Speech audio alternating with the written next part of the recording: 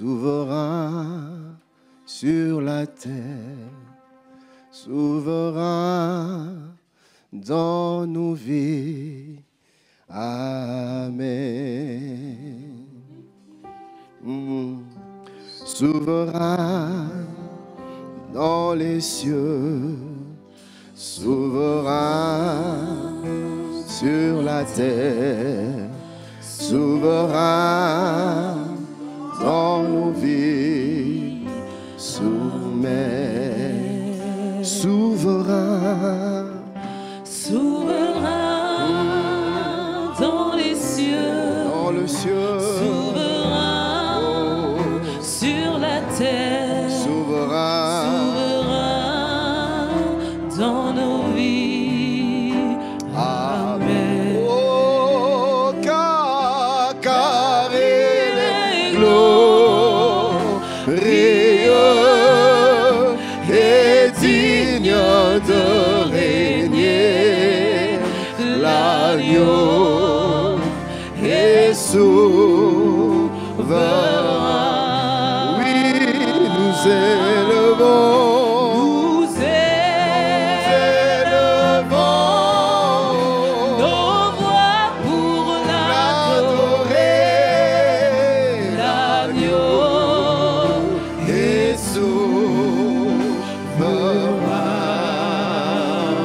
Seigneur, tu es souverain. Tu es souverain dans les cieux, tu es souverain sur la terre, tu es souverain dans nos vies, Seigneur. Yahweh, nous nous prosternons devant de toi, nous nous inclinons devant de toi, Seigneur. Tu n'as pas de semblable, tu n'as pas de pareil, Jésus. Digne de gloire, tu es digne de louange, digne d'honneur, digne de magnificence. Alléluia. Béni sois-tu, Père. Au nom de Jésus. Merci Seigneur. Tendre Père, merci depuis le matin, tu n'as cessé de nous parler. Tu n'as cessé d'instruire. Tu n'as cessé de te révéler au travers de ta parole. Seigneur, maintenant encore, nous avons besoin de toi. Maintenant encore, nous avons soif de toi. Précieux Saint-Esprit, toi qui sondes le cœur de Dieu. Précieux Saint-Esprit, toi qui nous révèles le Père. Précieux Saint-Esprit, nous avons besoin de toi.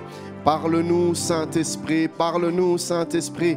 Instruis-nous, Saint-Esprit, enseigne-nous, Saint-Esprit. Saint-Esprit, prends le contrôle de ce temps, prends le contrôle de chaque détail, prends le contrôle de chaque mot, de chaque phrase, de chaque pensée. Saint-Esprit, nous nous livrons à toi. Conduis toutes choses, Esprit du Dieu très haut. Conduis toutes choses, Esprit de sagesse. Conduis toutes choses, Esprit d'intelligence. Esprit de Dieu, conduis-nous. Esprit de Dieu, place dans nos cœurs la pensée du Père. Esprit de Dieu, place dans nos cœurs la pensée de Dieu. Esprit du Dieu très haut, place dans nos cœurs la semence de vie. Saint-Esprit, Saint-Esprit, Saint-Esprit, Saint-Esprit, Saint-Esprit, Saint-Esprit, Saint-Esprit, Saint-Esprit, Saint-Esprit, Saint-Esprit, Saint-Esprit, Saint-Esprit, Saint-Esprit.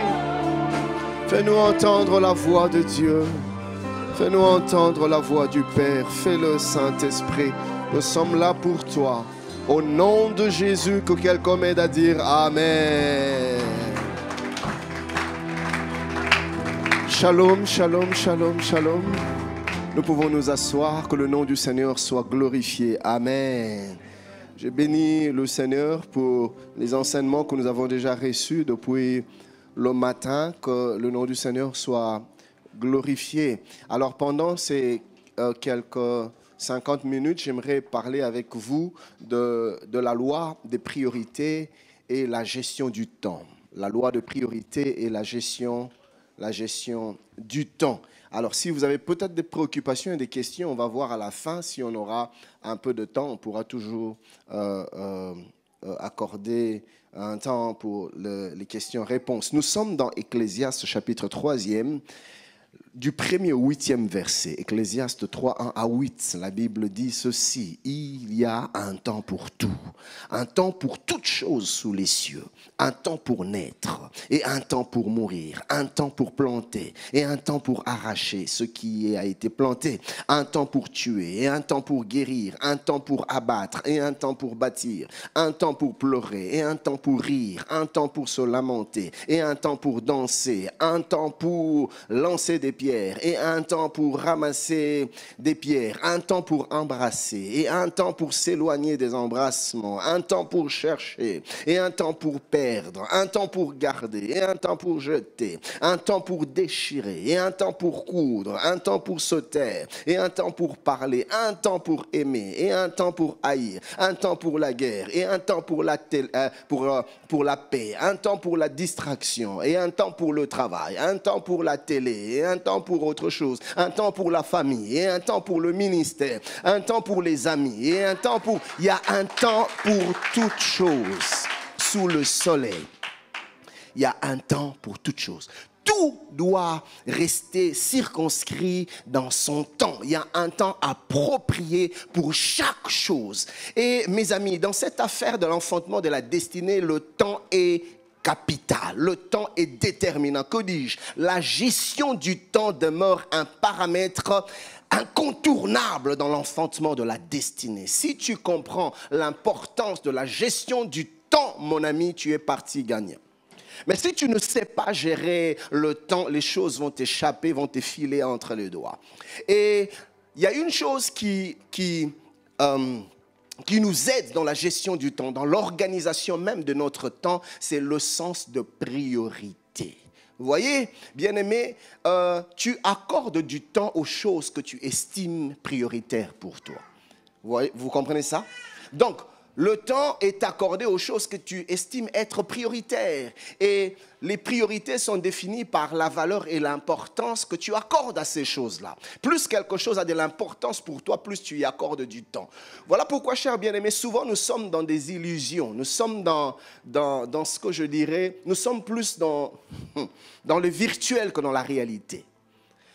Même par rapport à Dieu. Aujourd'hui, dans nos prières, nous le disons. Certains disent, Dieu, tu es 15. D'autres disent, Dieu, tu es ma priorité, mais c'est faux, c'est faux. Dieu n'est pas ta priorité. Veux-tu identifier tes priorités? Regarde le temps que tu accordes aux choses.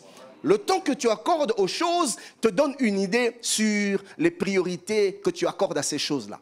Les choses prioritaires reçoivent une grande partie de ton temps. Et quand nous disons que Dieu est notre priorité, frère, combien de temps accordes-tu à Dieu? Combien de temps accordes-tu dans la méditation de la parole? Combien de temps accordes-tu dans la prière? Combien de temps accordes-tu dans les choses de Dieu? Ces choses sont des indicateurs, des révélateurs de la place que Dieu occupe dans ton cœur. Et les priorités, on les découvre par le temps qu'on accorde. Suis-je en train de parler à quelqu'un? Et le temps accordé aux choses est déterminé par l'importance et la valeur que ces choses représentent pour toi. Suis-je en train de parler à quelqu'un? Donc, il serait important, ou plutôt, nous ne pouvons parler de la gestion de temps sans pour autant parler de la loi de priorité. Vous êtes d'accord avec moi, n'est-ce pas? Et c'est comme ça qu'il y a ce texte célèbre que j'aime, que nous avons lu hier, en Chroniques 12, 32. Je suis dans la version d'Arby. La Bible dit, en parlant des fils d'Issachar, la Bible dit, ils savaient discerner les temps pour savoir ce que devait faire Israël. Dans la gestion du temps, nous avons besoin du discernement du temps. Alors, je vais rapidement définir quelques concepts avant d'aller plus loin. Quand on parle de la gestion du temps, gestion, c'est tout simplement l'aptitude à contrôler, l'aptitude à organiser, mais aussi l'aptitude à prévoir. Donc, dans la gestion, il y a le contrôle, il y a l'organisation et il y a la prévision. Mais parler de gestion, c'est aussi cette capacité à faire face au mieux que l'on peut à certaines situations complexes. Une situation complexe, j'y fais face. La gestion, ma gestion de quelque chose détermine ma manière avec laquelle je fais face à la chose. Je deal avec la chose. Vous êtes avec moi? Mais parler de la gestion, c'est aussi savoir où est-ce qu'on est avec une chose, jusqu'où est-ce que ça peut nous amener et quelles sont les mesures que l'on doit prendre. Quand je gère, j'analyse. Où est-ce que j'en suis avec cette affaire et comment est-ce que je peux évoluer pour que ça m'amène quelque part. Vous voyez, ces réflexions-là, c'est des éléments que l'on retrouve dans la gestion de quelque chose. Vous êtes avec moi? Mais on est donc en train de parler de la gestion du temps. C'est quoi le temps? Le temps, c'est ce mouvement ininterrompu par lequel le futur devient le présent devient le passé. Et on est tous soumis à ça. Il n'y a que Dieu qui est en dehors du temps. Nous tous, nous sommes dans ce mouvement-là, où des choses qui étaient hier, notre futur deviennent notre présent, et après un temps, le présent devient le passé. Et ça s'écoule, et ça s'en va. Et le sage dit dans la Bible, une génération vient, une autre s'en va. Et ainsi, la vie continue de tourner. Rien n'est statique, tout est en mouvement. Le temps n'est pas une réalité statique, le temps est une réalité dynamique. Il évolue, il s'en va. Et nul ne maîtrise le temps. Personne ne peut arrêter le temps. Nous subissons tous le temps. Vous voyez? C'est une réalité qu'on ne peut gérer. Il faut composer avec le temps. Vous comprenez ce que je suis en train de dire? Le temps est là. Il suit son bonhomme de chemin. Notre responsabilité, c'est de gérer, plutôt de composer, de nous associer avec le temps et de faire avec, de savoir nous organiser dans l'établissement de priorités, dans l'organisation de notre vie, mais dans le temps que Dieu nous a imparti. Et je suis venu vous dire ce matin qu'il n'y a que 24 heures par jour.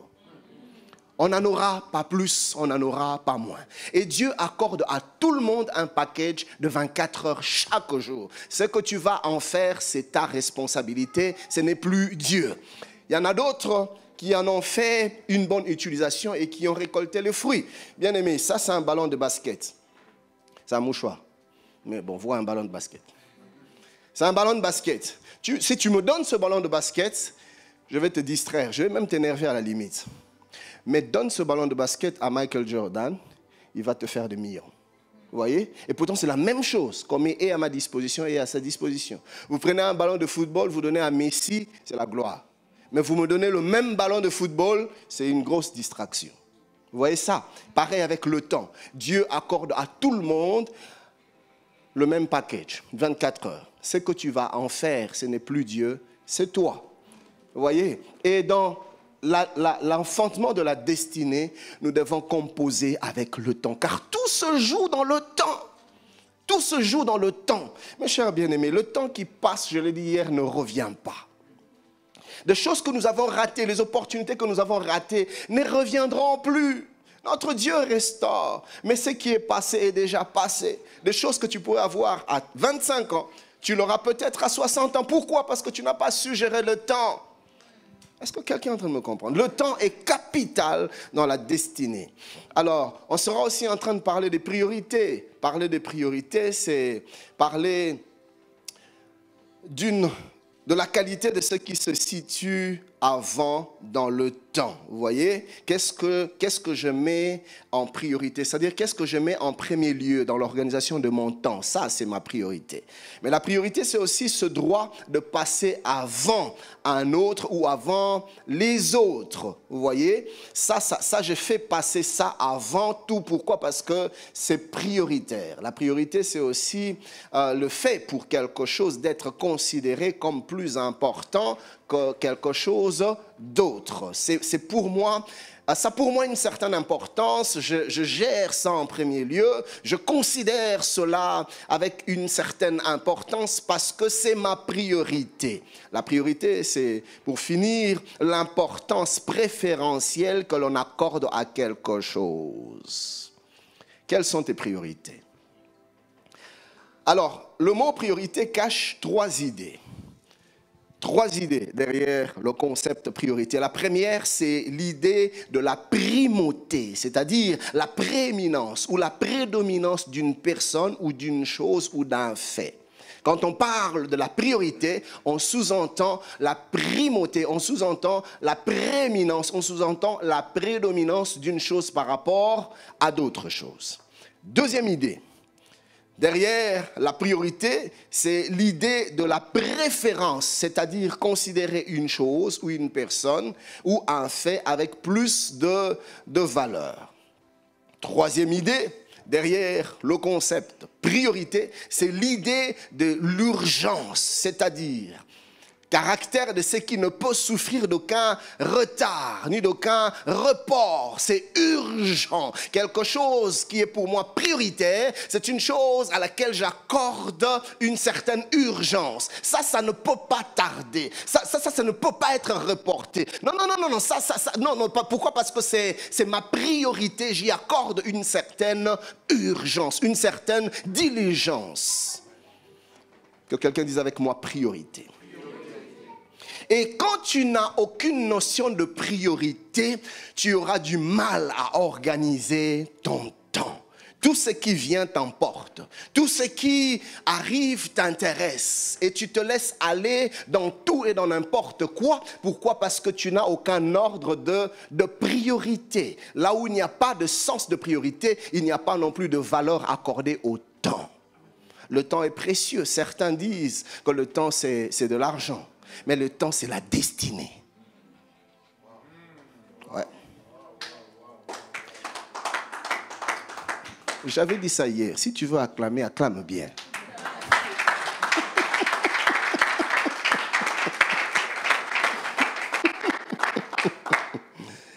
J'aime ce passage de Proverbe 5.1 qui dit que le sage écoute et il augmentera son savoir. Et celui qui est intelligent acquérera de l'habileté. Je prie que nous puissions écouter ces choses. Ça va nous augmenter notre savoir et nous allons acquérir de l'intelligence et de l'habileté. Alors, j'aimerais m'adresser à 3 catégories de personnes. La première catégorie, c'est de jeunes dont l'âge varie entre 15 et 30 ans. À cette catégorie-là, j'aimerais vous dire ceci. Il n'est jamais trop tôt pour bien faire. Il y a des choses que nos aînés n'ont pas su faire, n'ont pas pu faire. Nous avons l'opportunité de le faire. Et il ne faut pas attendre que le temps passe. Il ne faut jamais se dire « j'ai tout mon temps ». Non, c'est trop tôt. Il n'est jamais trop tôt pour bien faire. La deuxième chose que j'aimerais dire à cette catégorie, c'est que c'est maintenant le moment de faire la différence entre ce qui est prioritaire et y consacrer son temps et ce qui est accessoire. Vous voyez, c'est maintenant que nous devons développer ce réflexe d'identifier des choses prioritaires, des choses essentielles et de nous y investir, d'accorder du temps et de ne pas nous distraire avec des choses secondaires, avec des choses accessoires.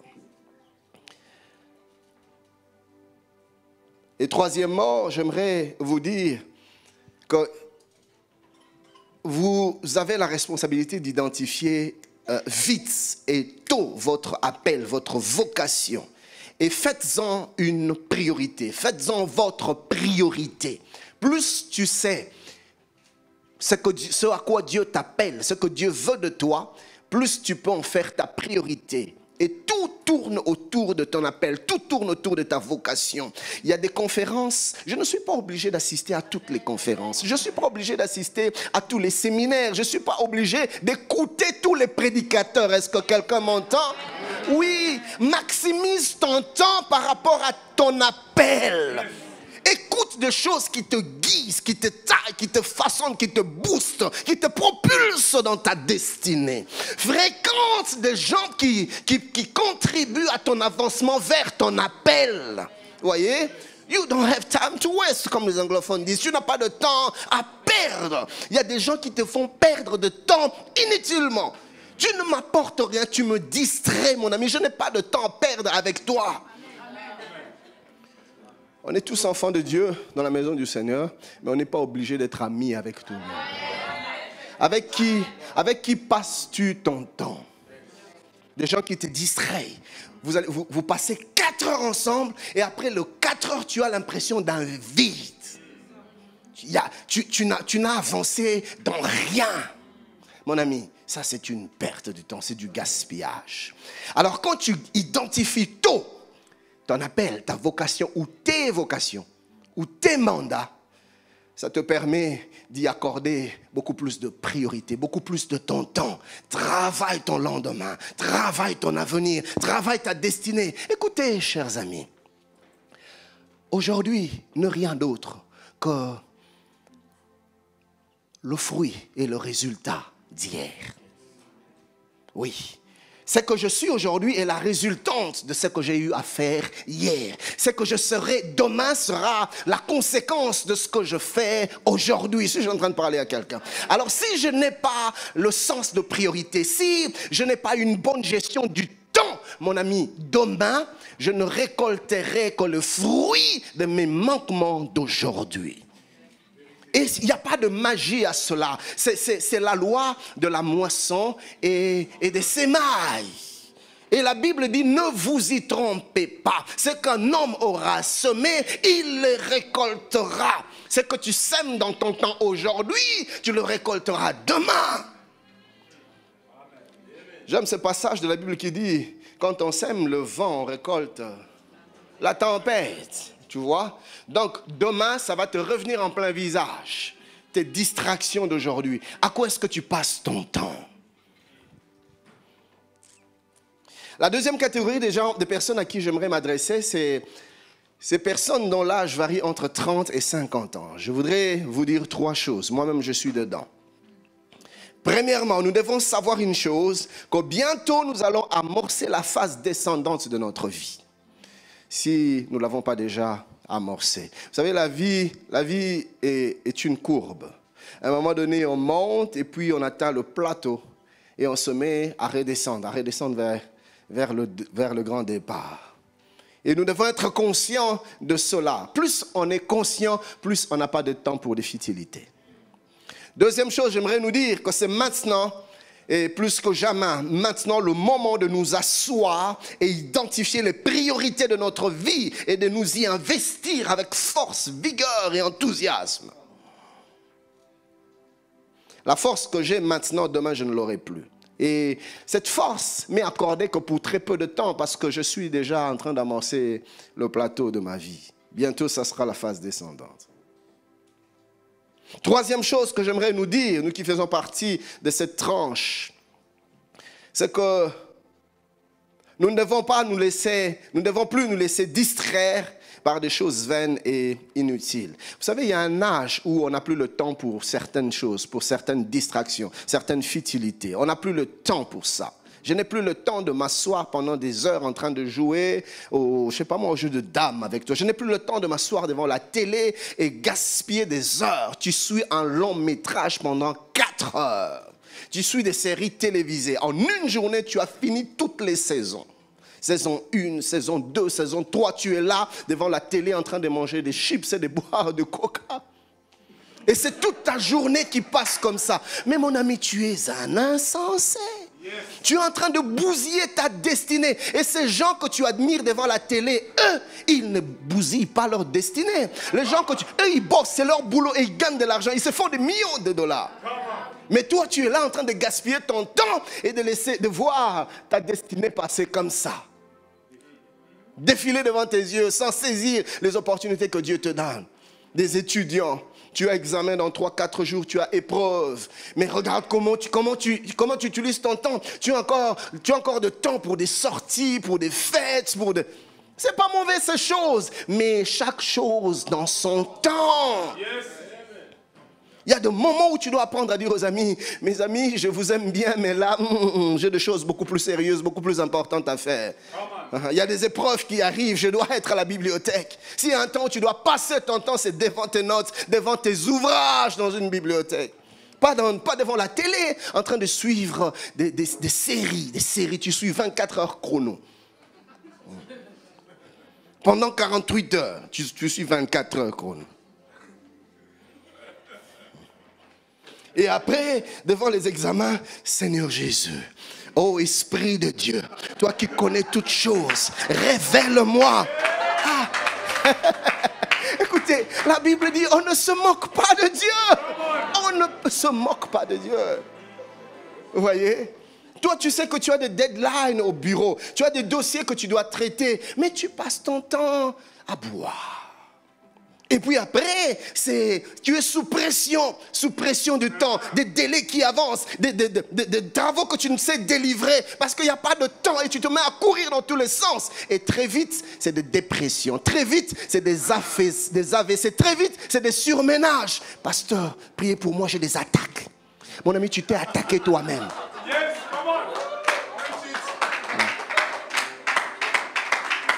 Non, pasteur, j'ai des attaques. J'ai l'impression que ça vient de l'Afrique. Parce que je sens mes nerfs très tendus. Mon ami, tu t'attaques toi-même. Si tu pouvais avoir le sens de priorité, tu n'allais pas perdre ton temps dans des futilités et ne travailler qu'à la dernière minute. Là, tu te mets à courir. Des fois, non, j'ai pas le temps, pasteur, je n'ai pas le temps. Pourquoi tu n'as jamais le temps? C'est parce que tu as un problème d'organisation, de temps. Des choses que tu peux faire maintenant, calmement, tu attends la dernière minute. Vous savez, moi, s'il y a une chose dont j'ai horreur, c'est de courir dans les aéroports. Et je peux arriver à l'aéroport 2 heures avant, ça ne me dérange pas. Alors là, je marche calmement, je vais faire mes formalités en sifflant. Quand tout le monde stresse plutôt dans les queues de contrôle de sécurité, moi j'avance calmement. Je peux même te laisser passer. J'ai géré mon temps. Je ne stresse pas, je ne cours pas. Mais je vois des gens dans les aéroports. Valise à gauche, valise à droite.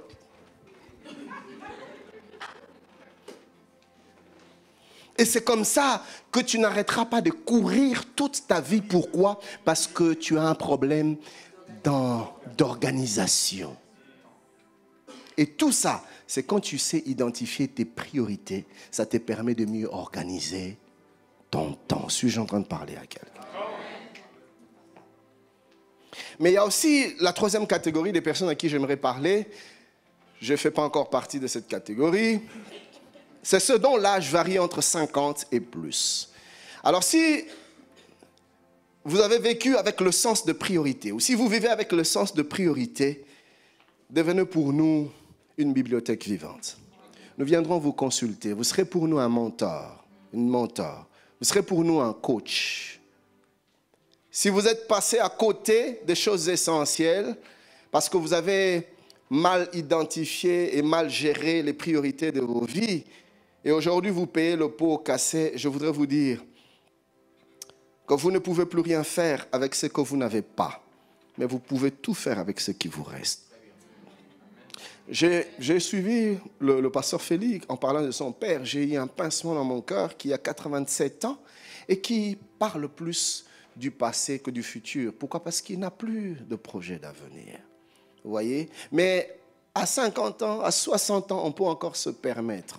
Et la Bible dit que pour tous ceux qui vivent, il y a de l'espérance. Nous sommes dans Ecclésiaste 9:4. Vous voyez, dans Ésaïe 40, 30 à 31, écoutez ce que la Bible dit: les adolescents se fatiguent et se lassent, et les jeunes hommes chancellent. Mais ceux qui se confient en l'Éternel renouvellent leur force. Oui, même à 60 ans, Dieu peut encore te renouveler. Rien n'est encore perdu. Je ne sais pas, plusieurs connaissent le pasteur Kawata. Le pasteur Kawata, dans un accident, il a perdu sa main droite. Et il se lamentait jusqu'au jour où le Seigneur lui dit: mon fils, tu ne peux plus rien faire avec ce que tu as perdu, mais tu peux tout faire avec ce qui te reste. Dieu lui disait: avec la main gauche, tu peux vivre et avancer. Aujourd'hui, c'est parmi les hommes les plus respectés dans notre pays. Pourquoi? Parce qu'il a compris qu'avec ce que j'ai, je peux toujours faire des exploits.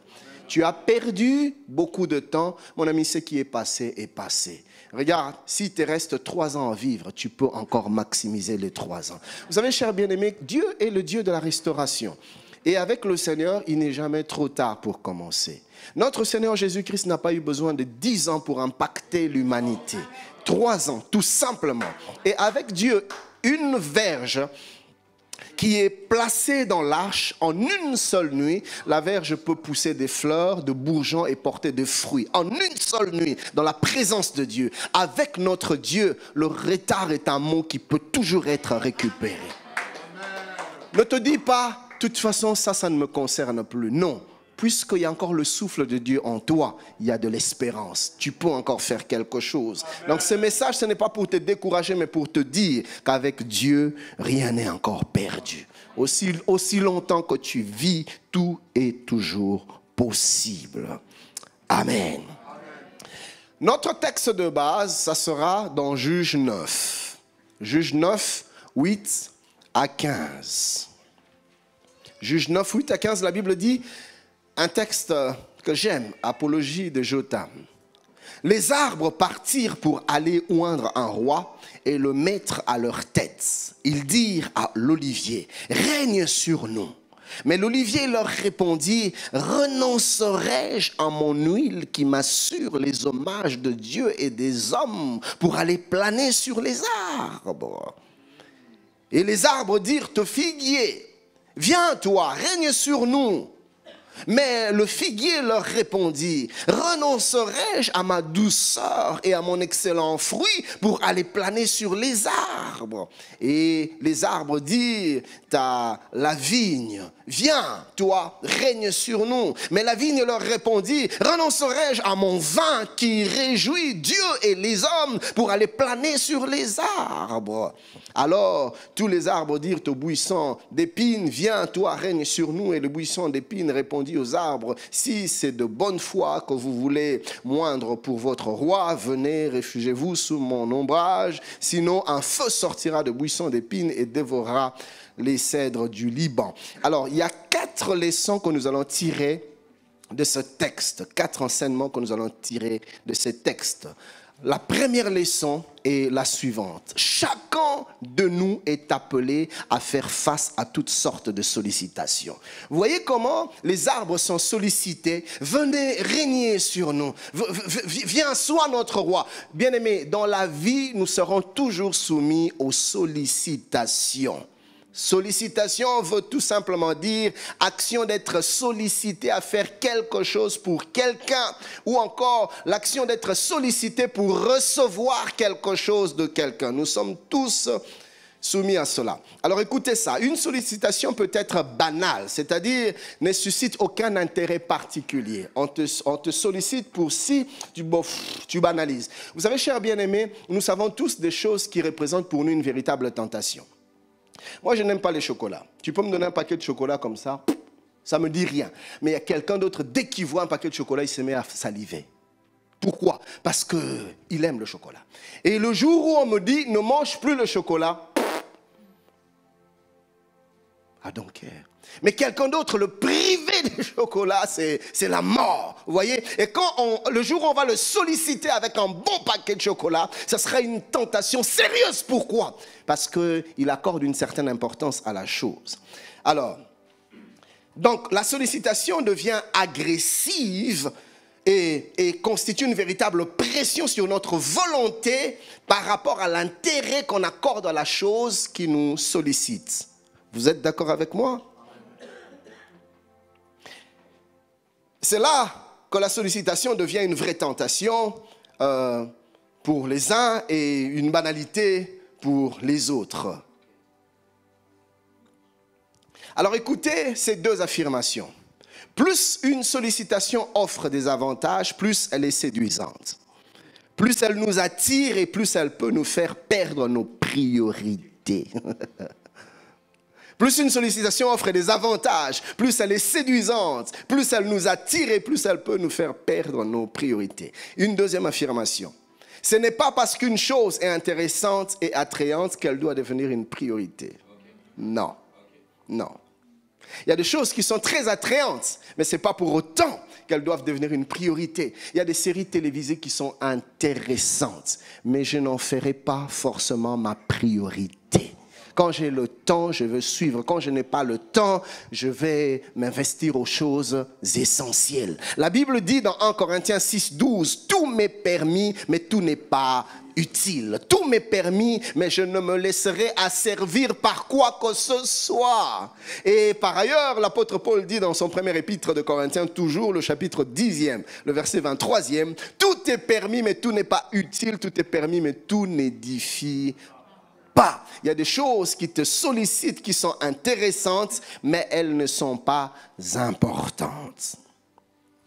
Deuxième vérité, deuxième leçon que ce texte que nous venons de lire nous enseigne est la suivante. Tes priorités déterminent tes attitudes face aux sollicitations. Tes priorités déterminent tes attitudes face aux sollicitations.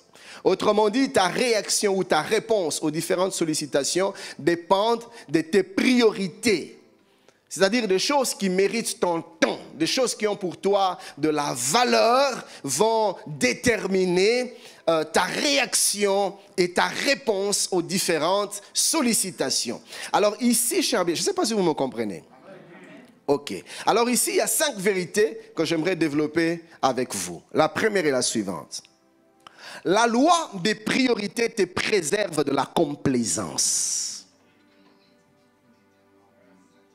La loi de priorité, c'est-à-dire quand on connaît l'importance de l'ordre de priorité, bien aimé, on n'est pas complaisant. Nous devons apprendre certaines fois à dire non à certaines sollicitations. À dire non à certaines personnes, à dire non à certaines choses. Mon ami, je t'aime bien, mais là, je ne peux pas t'accompagner. J'ai d'autres choses à faire. Et il y a des gens qui sont prêts à tout. Tu viens le voir à 6 heures, tu lui demandes de t'accompagner à Bruxelles, il est dispo. Et vous revenez, à 15 heures, tu viens le revoir, tu lui demandes de t'accompagner à Marseille, il est dispo. Lui, il est toujours dit, il est trop gentil. Non, vous savez, nous sommes des enfants de Dieu, l'amour supporte tout. Mon ami, ça, c'est de la naïveté. Tu n'es pas obligé d'être gentil avec tout le monde. Tu as besoin des fois d'être un peu rigoureux. Apprends à dire non. Apprends à dire non avec courtoisie, mais tu dis non. Avec sourire aux lèvres, non.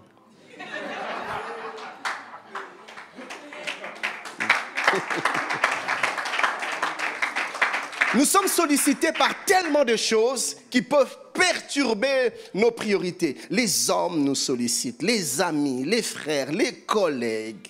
Il y a des gens qui sont prêts d'oublier leur travail pour aller aider quelqu'un d'autre dans ces... Vous voyez? Mais toi-même, tu as des deadlines. Mais toi-même, tu as des choses à finir. Apprends à finir d'abord. Si tu as un peu de temps, tu peux toujours aider les autres. Mais d'abord, c'est tes priorités. J'entends quelqu'un dire, mais pasteur, où est la place de l'amour?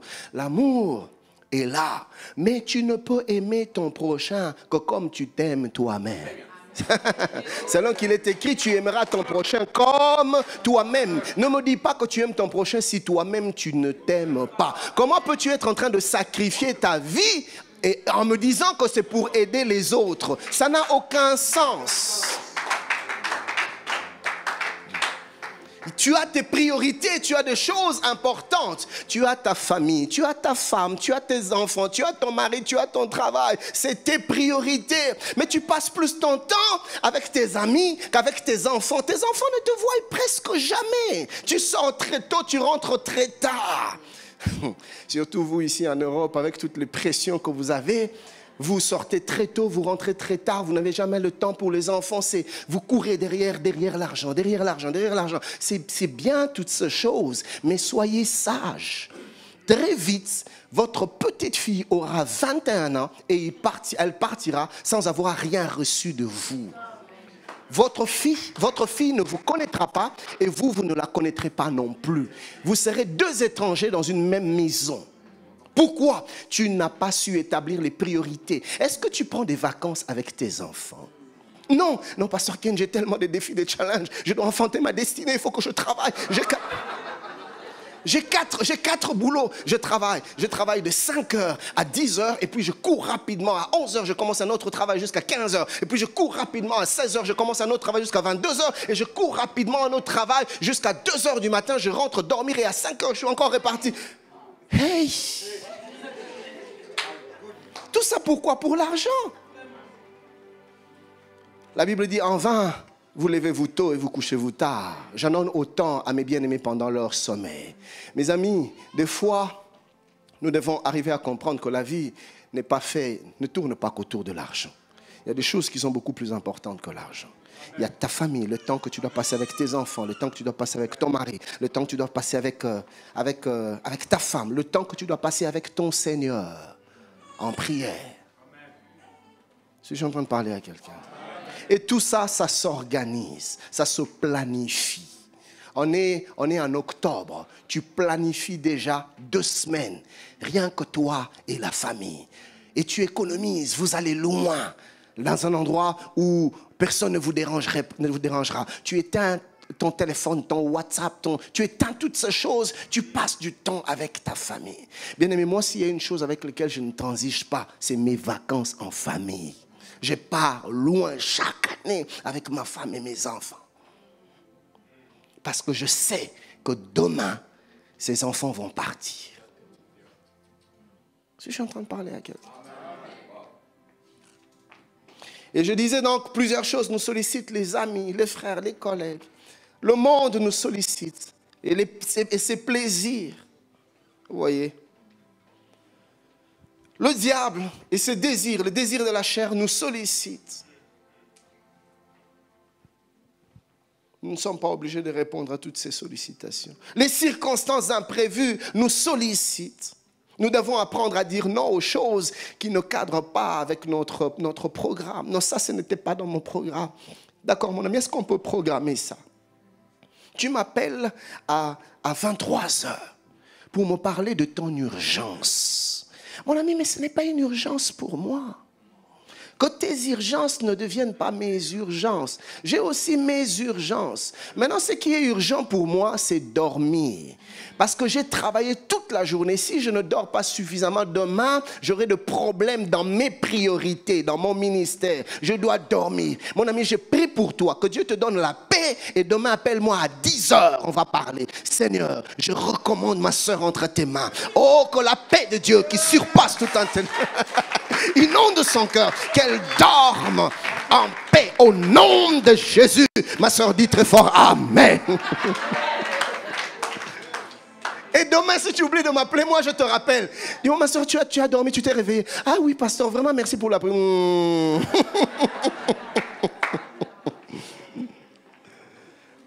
Les imprévus nous sollicitent, mais nous devons savoir être des fois fermes. Écoutez ce que la Bible dit dans Luc 13.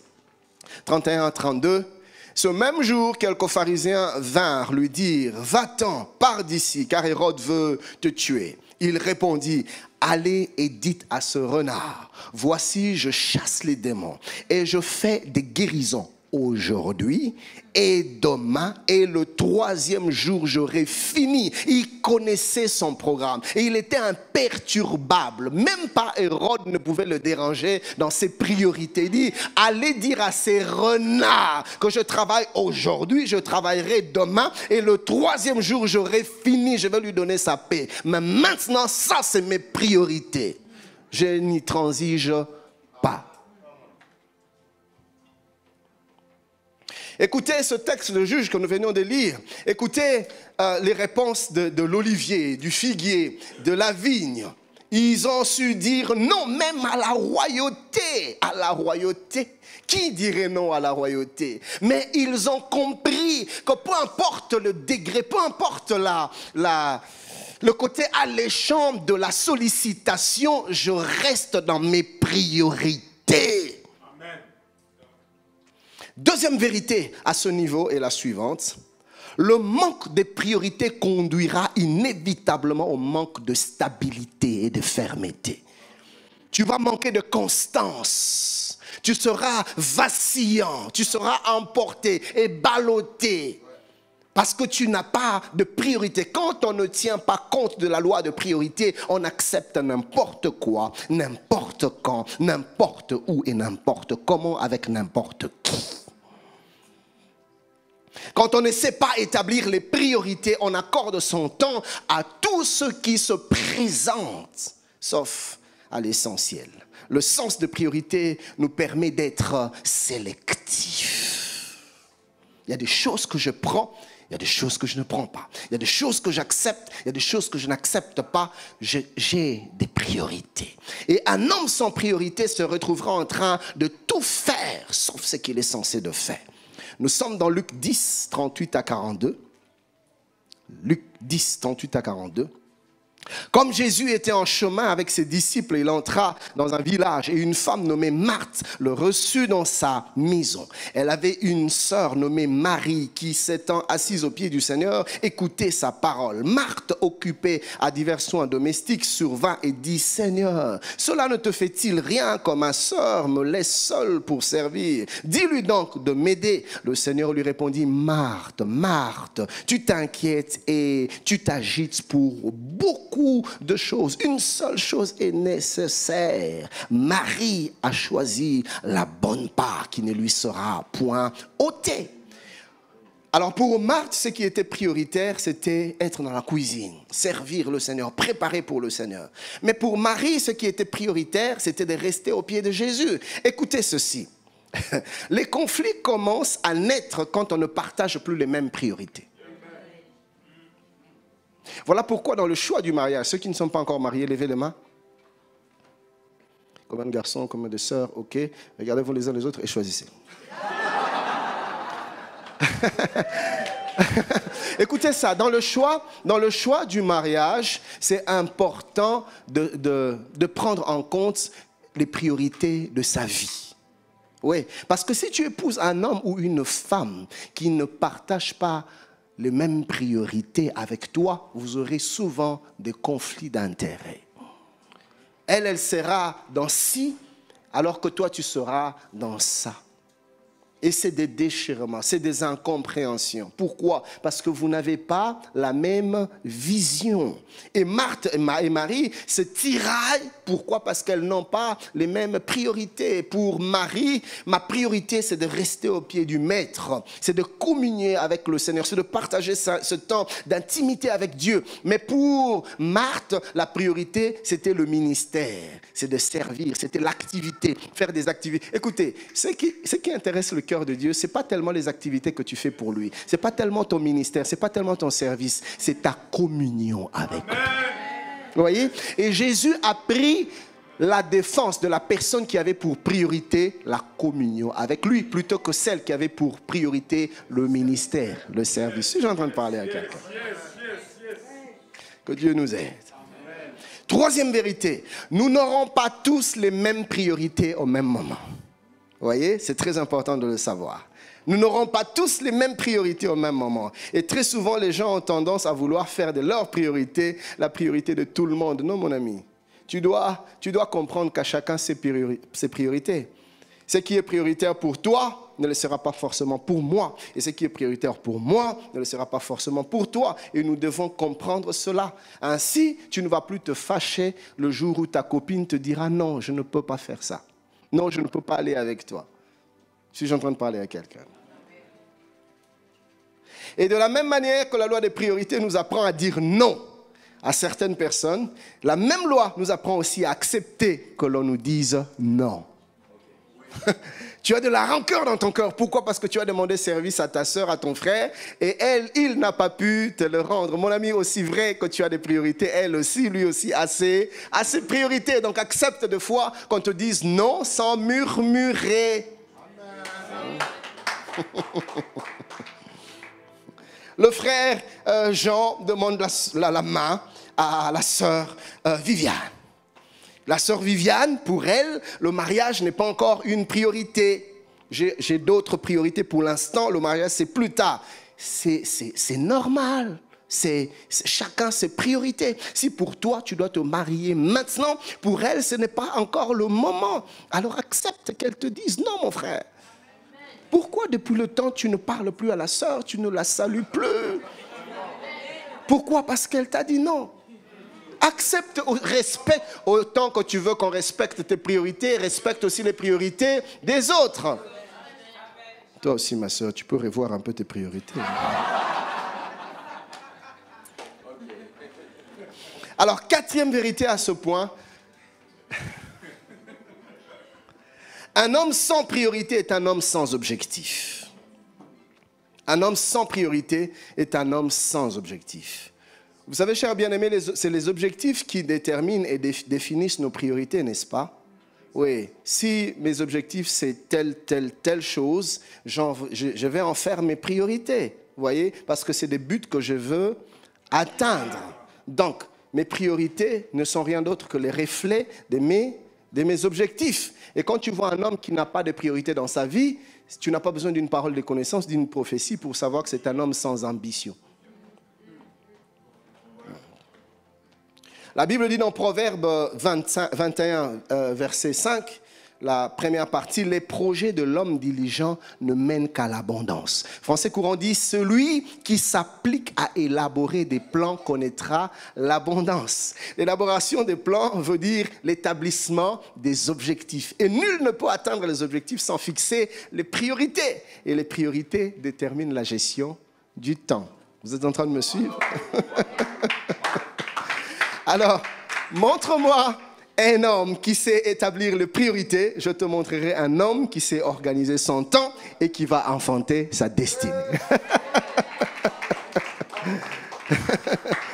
Oui. Montre-moi un homme qui sait établir ses priorités, je te montrerai un homme qui a toujours du temps pour tout. Ah, plutôt, montre-moi un homme qui ne sait pas établir ses priorités. Moi, je te montrerai un homme qui a toujours du temps pour tout et qui échoue dans tous ses projets. Nous devons savoir, chers bien-aimés, que la réussite de toute entreprise est étroitement liée à la manière avec laquelle les priorités auxquelles accorder du temps sont établies. Suis-je en train de parler à quelqu'un? 5e vérité. Ignorer la loi des priorités t'expose à un avenir rempli de stress, de regrets et de remords. Ignorer la loi des priorités t'expose à un avenir rempli de stress, de regrets et de remords. Pourquoi? Parce que, tout simplement, on n'a pas su faire les choses essentielles et importantes dans le temps et on se retrouve dans les stress, dans les regrets et dans les remords. À force de donner la priorité aux choses secondaires, on finit par se retrouver dans des stress que produit la pression du temps. Je prie que Dieu nous aide.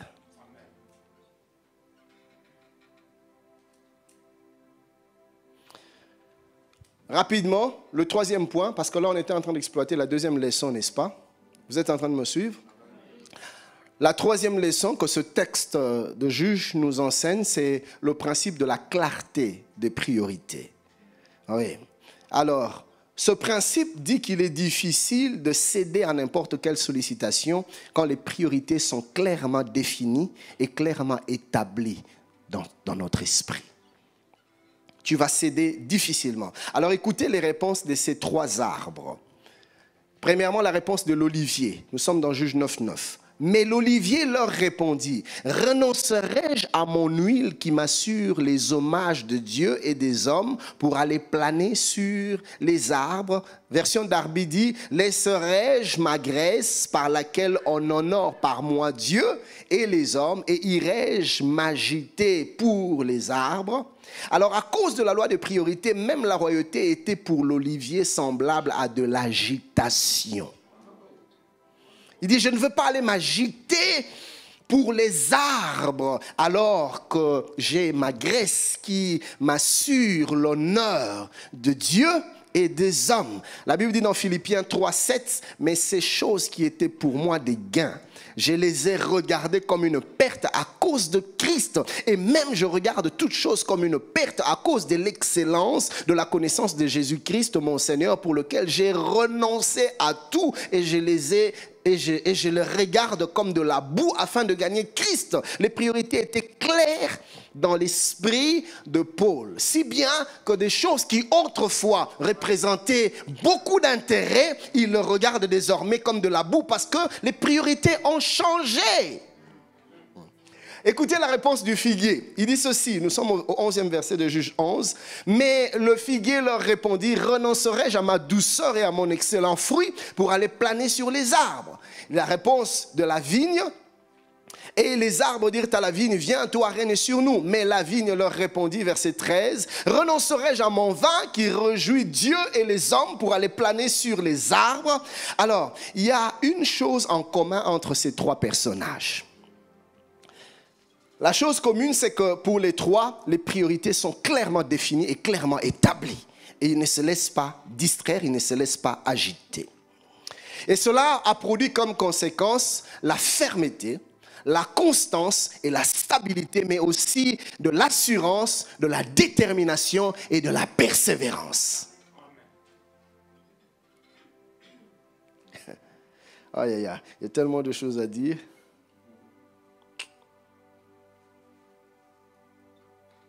Bon, on va aller à la 4e leçon. La loi de priorité, c'est la loi, la 4e leçon plutôt, c'est la loi de priorité des priorités. La loi de priorité des priorités. Alors écoutez ça, c'est par là qu'on va chuter. Et on va peut-être prendre 2-3 questions. L'être humain est appelé à avoir plusieurs priorités, une pluralité, une diversité de priorités. Autant sa vie est constituée de plusieurs secteurs, de plusieurs aspects, autant il y aura des priorités. Je suis père, je suis pasteur, je suis grand frère, je suis petit frère, je suis ami, je suis collègue, vous voyez, et toutes ces casquettes génèrent des priorités d'ordre familial, des priorités dans la vie conjugale, des priorités dans la vie sentimentale, des priorités dans la vie relationnelle, des priorités professionnelles, des priorités ministérielles, des priorités académiques, des priorités financières, des priorités sanitaires. Vous voyez, autant il y a d'aspects dans ma vie, autant il y a des priorités. Vous êtes en train de me suivre, n'est-ce pas? Alors ici, la bonne question serait la suivante. Quel est le bon ordre de priorité au milieu de toutes ces priorités qui nous sollicitent? Quelle priorité passe avant les autres? La réponse est la suivante. Tout dépend du temps et des circonstances. Oui, tout dépend du temps et des circonstances. Alors imaginez, je suis ici. On me dit, Pasteur Ken, ton enfant vient de connaître un accident juste au coin ici. Mais de toute façon, je vais vous oublier, vous n'allez pas croire? Ou on me dit, ton enfant est en train de convulser là. Non, mais ça devient ma priorité. Je laisse tout. Je veux m'occuper de la vie de mon enfant. Parce que maintenant, là, c'est ça ma priorité. Mais il y a quelques minutes avant, tu serais venu me prendre pour qu'on aille suivre un film quelque part. Je te dirais, non, je n'ai pas le temps. J'ai un ministère à remplir. Tout dépend de temps, tout dépend des circonstances. Que Dieu nous donne la sagesse de discerner le temps où nous devons accorder la priorité à ci ou à ça. Et je vais vous choquer, mais il y a des moments où la distraction devient une priorité. J'ai travaillé pendant plusieurs heures et je commence à me sentir comprimé au-dedans de moi. J'ai besoin de mettre un peu d'air dans mon esprit. J'ai besoin de décompresser. En ce moment-là, j'ai besoin de me divertir. J'ai envie d'aller jouer, j'ai envie d'aller rigoler, j'ai envie d'aller suivre un bon film de Louis de Funès. En ce moment-là, c'est ma priorité parce que si je ne fais pas ça, il y a un câble qui va sauter pour ne pas utiliser un autre terme. Je vais sauter un câble. Donc tout dépend des temps et des circonstances. Alors, les priorités ne sont pas statiques. Vous aurez compris que les priorités peuvent être dynamiques. Les choses qui sont prioritaires maintenant ne le seront pas forcément demain. Et les choses qui ne le sont pas, qui ne sont pas prioritaires maintenant, peuvent le devenir demain. Les priorités changent selon les temps et selon les circonstances. Il y a des facteurs qui déterminent les priorités, des facteurs qui influencent des priorités et des facteurs qui vont même jusqu'à changer complètement l'ordre des priorités. Tout dépend des enjeux. Gloire au Seigneur. Mais il est important de noter une chose, que dans cette pluralité de priorités, il faut apprendre à les gérer. C'est-à-dire, parmi toutes ces priorités, il y a toujours ce que je pourrais appeler la priorité des priorités. Les anglophones disent « first things first ». Les premières choses avant, en premier. D'où la nécessité de discerner les choses véritablement importantes au temps T. Voilà pourquoi en Israël, justement, il y avait des fils d'Issachar pour savoir ce qu'Israël devait faire. Et nous avons besoin de ce discernement-là. Si j'avais beaucoup plus de temps, j'allais nous parler de comment est-ce que beaucoup de gens perdent le temps devant la télé, devant les émissions, devant les programmes et comment ça les rattrape plus tard. Et j'allais même vous donner les statistiques, comment est-ce que beaucoup de jeunes aujourd'hui se retrouvent dans le tabac. Pourquoi? Parce qu'inconsciemment, ils ont été influencés par des images, par des films qu'ils ont suivis à la télé, des programmes qu'ils ont suivis à la télé. Donc, ce temps d'exposition devant la télé ne te laisse pas indifférent. Ça t'affecte et ça t'affecte négativement. Et ça perturbe toute ta destinée, ça perturbe toute ta vie. J'aurais parlé aussi de l'Internet qui nous bouffe sérieusement notre temps aujourd'hui. Nous passons tellement de temps sur Internet, dans des réseaux. On est constamment sur WhatsApp, sur Instagram, en train de s'envoyer des photos. Je me demande pourquoi vous faites toujours. Ouais, et je vais vous dire, chers bien-aimés, ces histoires nous bouffent tellement de temps. Tu es sur Facebook, tu n'es pas obligé de réagir à tous les commentaires, à tout ce que tu vois. Mais tu commentes toujours tout, tu rajoutes tout. Tu n'es pas obligé, tu as d'autres choses beaucoup plus importantes à faire que de passer ton temps à commenter sur tout, à réagir sur tout. C'est des voleurs de temps. Comment je dirais, c'est des Ça bouffe notre temps à un niveau inimaginable. On doit se ressaisir. Les smartphones. Il y a des gens pour qui c'est devenu une véritable addiction. Il ne peut sortir sans smartphone. Il peut avoir fait 20 minutes sur l'autoroute et à 120 à l'heure, à 130 à l'heure, ici en France c'est ça, 130. Et il se rend compte qu'il a laissé son smartphone, mais il rentre à la maison prendre son smartphone. Pourquoi? Parce qu'il ne peut vivre sans. Ça devient une addiction et ça tue tes priorités.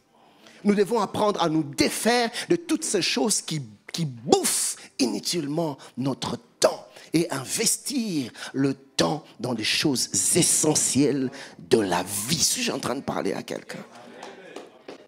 Et ça, les anges ne viendront pas le faire à ta place. C'est à toi de décider de le faire. Pour d'autres encore, c'est des jeux vidéo. Il peut passer des heures et des heures devant le console de jeu.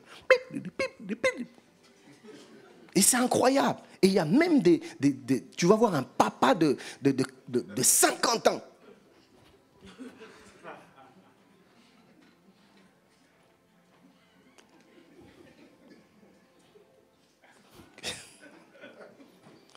Que Dieu nous aide. Alors je vais chuter.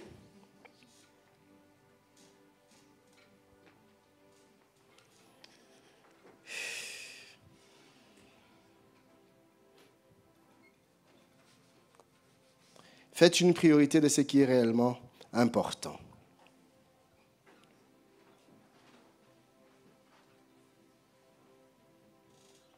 Alors la question ici, c'est comment arriver à bien établir les priorités sans se méprendre sur leur importance. Quels sont les repères pour identifier les priorités? Comment savoir qu'une chose doit passer avant l'autre? Alors il existe un paramètre, un facteur universel et déterminant dans l'établissement des priorités, c'est la place et les intérêts de Dieu. La place et les intérêts de Dieu.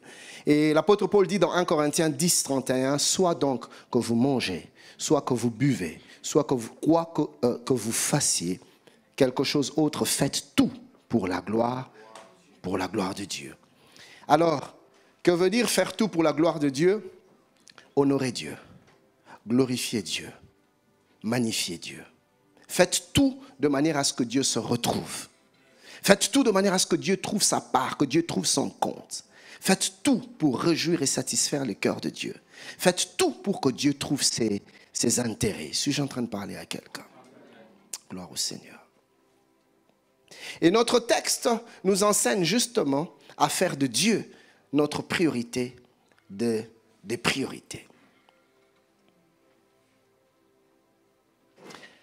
Remarquez une chose dans la réaction de nos trois personnages ici, les trois arbres. Il y a une différence entre d'une part le figuier et d'autre part l'olivier et la vigne. En quoi consiste cette différence? Écoutez la réponse du figuier. Nous sommes au verset 11e. Le figuier dit ceci: « Renoncerai-je à ma douceur et à mon excellent fruit pour aller planer sur les arbres ?» Le figuier a des priorités, c'est clair. Mais le facteur déterminant dans l'établissement de ces priorités, c'est sa propre personne. Il parle de ma douceur et de mon excellent fruit. Donc ma douceur, disons ma personne, mes intérêts, c'est sur base de ça que je fixe ma priorité. Vous voyez? Alors, l'olivier dit: « Renoncerai-je à mon huile qui m'assure les hommages de Dieu et des hommes ?» Darby dit: « Laisserai-je ma graisse par laquelle on honore par moi Dieu ?» Une autre version Osterval dit: « Renoncerai-je à mon huile que Dieu honore en moi ?» Et la vigne dit: « Renoncerai-je à mon vin qui réjouit Dieu et les hommes ?» Alors, par ce passage, l'olivier et la vigne veulent tout simplement dire: voici notre priorité, ou voici la base sur laquelle nous établissons nos priorités. C'est les hommages dus à Dieu, c'est l'honneur dû à Dieu, vous voyez?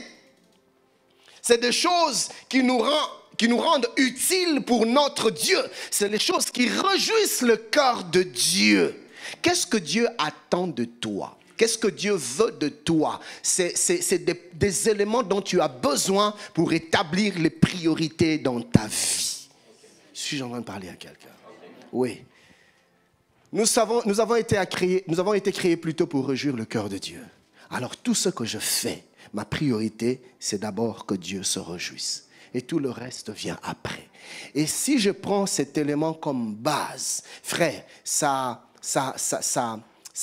oriente mon jugement dans le discernement de l'importance que je dois accorder à chaque temps pour une chose ou une autre. Où est l'intérêt de Dieu? Est-ce que Dieu se retrouve? Qu'est-ce que Dieu aurait voulu que je fasse maintenant? Et même quand on était plus jeune dans la foi, il y a des questions simples comme ça, on se posait: Jésus-Christ à ma place aurait pris quelle option? Aurait pris quelle décision? Aurait accordé la priorité à quoi? Et c'est sur base de ça que tout le reste vient. J'organise mon temps par rapport aux priorités, mais aux priorités selon le cœur de Dieu. Que Dieu vous bénisse.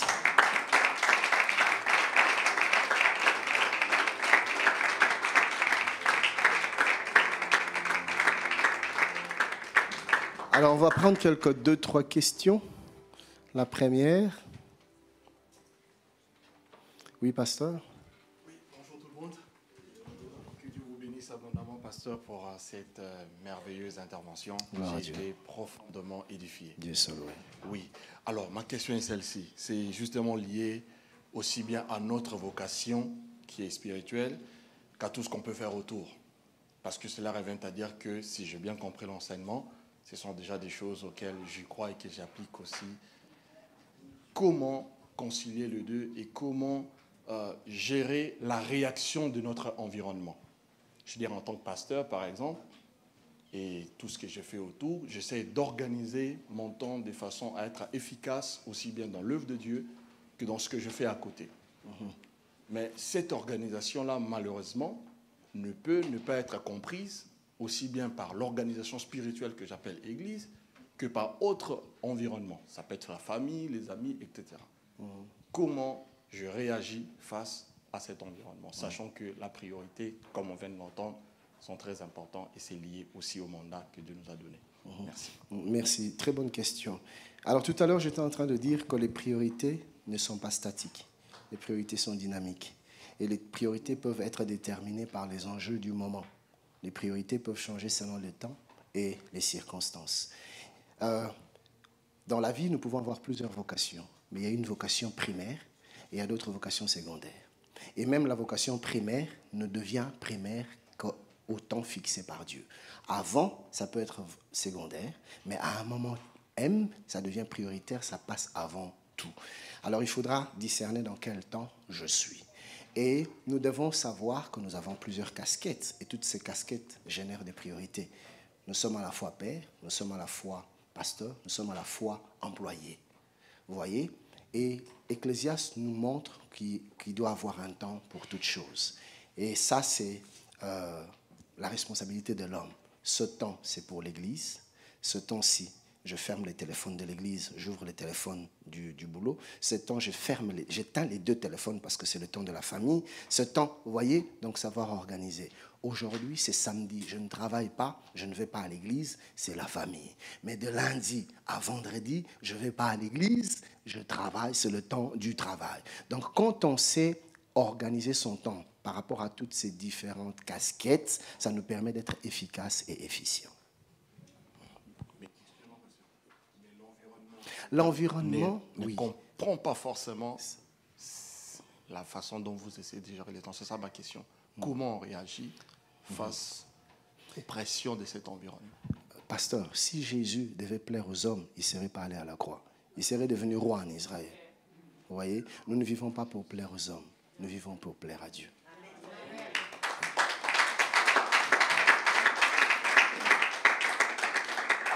Deuxième